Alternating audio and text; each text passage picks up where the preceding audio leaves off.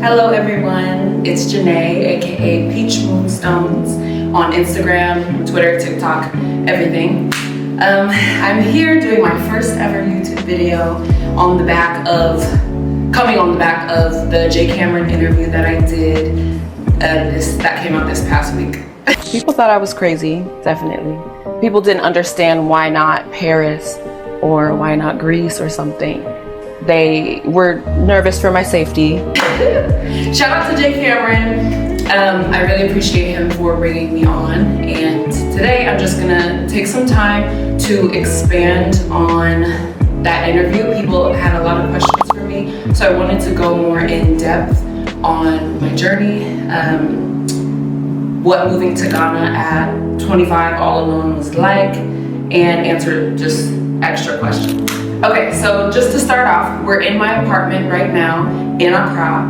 This apartment was $192 a month USD. That is a question that I got a lot. That price was very attractive to me. It is 2 bedrooms and 2 bathrooms, and at the time it was around 3,000 cedis a month. And in Accra, you have to pay the whole year. So at the time, that was like $3,000, something like that. So that was a question that I got a lot and thought that I should share. So I want to expand a little more also on the US bubble. I was told to expand on what I meant by we live in a bubble in the US. To speak freely and directly to my Black Americans that I love so fiercely, I just want to ask the question, what will we do if Donnie is successful in his effort to maintain presidency after a second term? That is something that really pushed me to begin looking into living abroad, because it's serious, it's scary. History speaks for itself when it comes to leaders that get obsessed with maintaining power. And that's something that the US is facing right now. The exit polls from this last election speak for themselves. Black Americans voted against this, and it's happening. So I don't have an answer. I don't know what to do, but I'm in Accra right now trying to figure something out. And I implore people who are curious about living abroad or traveling to Ghana to trust your heart and look into it. Figure out if it might be right for you. And I really want to help in any way I can with anyone that is curious. So I want to move on to another question. That one is heavy. I'm passionate about it, but it's heavy, it's heavy. And I don't want to be too preachy. What was it like with the health risks? In the Jay Cameron interview, I mentioned health risks being a huge challenge that I faced when moving to Ghana. There were 3 separate instances, there were two instances where I got ill, and it scared me, of course, and I had to address it and deal with it. I did come down with malaria, which I spoke about in the interview, and I also came down with H. pylori, which is a stomach infection that does cause stomach ulcers. I healed, I'm fine, I'm all good, and I ran into those issues because I was not prepared.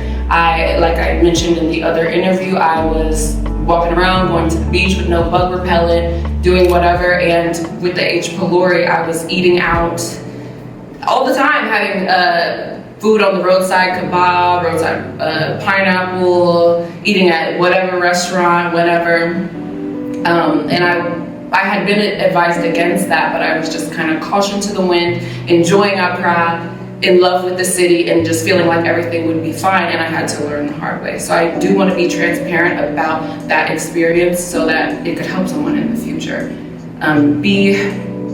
Just be strict, I guess. Use caution. I do have my dog with me. I forgot to mention that the first time, but I brought my puppy. Pee-wee is 1.5. He is a Chihuahua Pug mix. He did fly on the plane with me in his carrier under the seat in front of me, and it does take some paperwork to get him back and forth. So far we did the flight here, and then I went back in November when I got sick. I did return back home to see my family and things.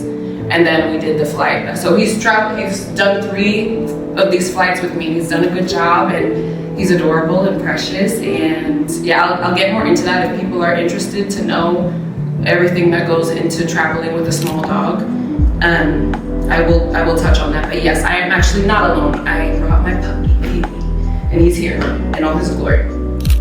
So the love that I receive, and this is just me, this is my experience, but I absolutely feel like I get special treatment, and Accra people treat me like I'm special, like a celebrity or something, and I appreciate that. That feels good. That's something that as a Black American, it's like, whoa, you know, it's beautiful, and it is a privilege, and it's something that us as foreigners need to make sure to not abuse, but I appreciate it, and it feels so good, and I love Ghana and Ghanaians for being so hospitable towards myself and all the other expats. Like I said in the other interview, to practice patience and also be as polite as you possibly can. The people here use a lot of please and God bless you. You're laughing. You're laughing, but it's true. It's definitely me. Yes, and it's so sweet though. It's the sweetest thing. And we can, I don't know, I think maybe we can be a little rough. So it's important to just be a good guest when you're visiting. Yeah, people are, okay, so there are challenges when it comes to people. If you look like a tourist in any country, you look like you have money. So people try to get you to spend that money that they assume that you have. I think that is a hurdle with any international travel. You know, tourist traps, it's a thing, it's a concept. So beware of tourist traps, beware of opportunists. And just use your discretion. If anyone is pushy, or if anyone is too excited to want to be in your space and take up your time, use discernment and use discernment. But people are generally so nice, so nice. Being without a car is a little difficult. All right, you agree? Yeah. Yeah. 100%. Yeah, I'm depending solely on Uber and Bolt drivers. You too? You have to go down, you have to wait for the boats and a lot of... Yes. Everywhere you want to go unless you use boats. Yeah. If you're without a car. I use Bolt and Uber to get around, which are very affordable options when you compare the Uber here, when you compare it to the Uber in the US, it's a fraction of the price. Like, I could go 30 minutes away for 100 CDs, which is like $6.6. Okay. So you can imagine going 30 minutes away, 40 minutes away for $6. It's affordable, but it is just frustrating dealing with Bolt drivers and Uber drivers. I think everyone would agree. That's not an expat thing. Yeah. I think that's just the thing. My purpose for this channel and for sharing this information is not to persuade people to come to Ghana. I'm not here to sell Ghana to anyone. What I really want to do is connect with people that maybe had the same vision as me, or have the same idea as me, or are just curious. I want to provide information and be of as much help as I can be. How do you feel the food?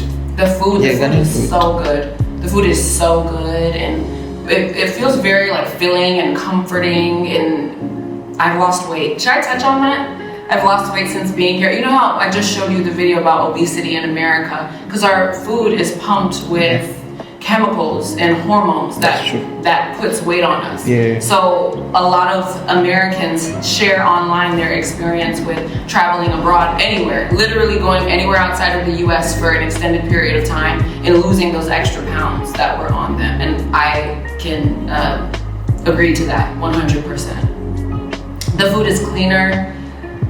It feels healthier. I have more energy. Like, you know how in the US you'll eat lunch and get the itis and be ready to pass out and fall asleep? I haven't experienced that once here. Like, food doesn't make me sleepy here. Food actually gives me energy, which tells me a lot. Which tells me a lot about our food supply in the US. The food is so good. I've shared in the other interview that I love contumre, kinky with saltfish, garnet stew with white rice. Love. But I have to learn to cook it myself. You need to not eat out every day. I know a lot of us in the US tend to like DoorDash and eat out every day. I think it's better to not do that here. Or if you are that type, at least know your restaurant, know it well, so that you can guarantee the standard that you need for food. Have you tried Ikosanemeko? What is it? Egg and pepper. Egg and The street of one. course. You've tried it? It was like onion. Right? Yeah, the one they give you the egg. Slice. Yeah, slice Yeah. it. Put the pepper. Of course, like your favorite. Was it nice? Yes, it was delicious. It's egg. The Ghanaians love egg. Love egg. And I get it. The protein, like starting your day with a couple eggs is the perfect way to do it. For real.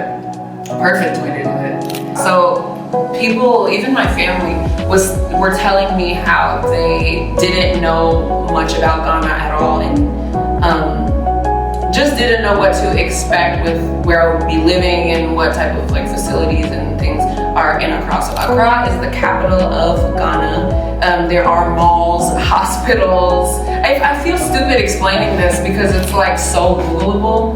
You understand? Yeah. But people do need to understand that Accra is a major city.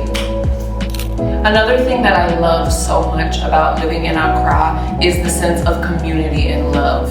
But in my experience, people are so helpful, and it's something that I'm not used to, and it feels beautiful, and I feel closer to God. People are always mentioning God and saying God bless you, and going to church and inviting you to church, inviting you to weddings, inviting you to funerals, inviting you to all these events and things that make you feel like you're really a part of a community.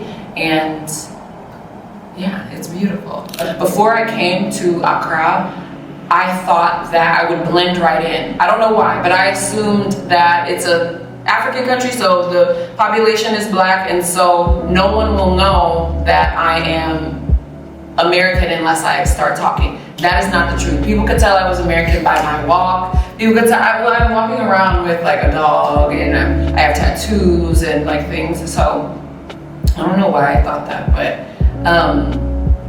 yeah, people know that you're not Ghanaian. We know ourselves. Yes, exactly. I don't know why I thought I could like be undercover, but no. You can't. Yeah, you can, and it's okay. It's still love, but you guys, I'm gonna wrap this up here. This has been so fun. I need questions. I'm a neurodivergent girly, so I need specific questions. I was bothering Reagan, like, what should I say? What should I talk about? So please, if you want to know something specific, please let me know below. Peace, love. If you have something on your heart and on your spirit that you want to go after, please have no fear and run straight towards it. And remember that God is with you always, as long as you're with Him.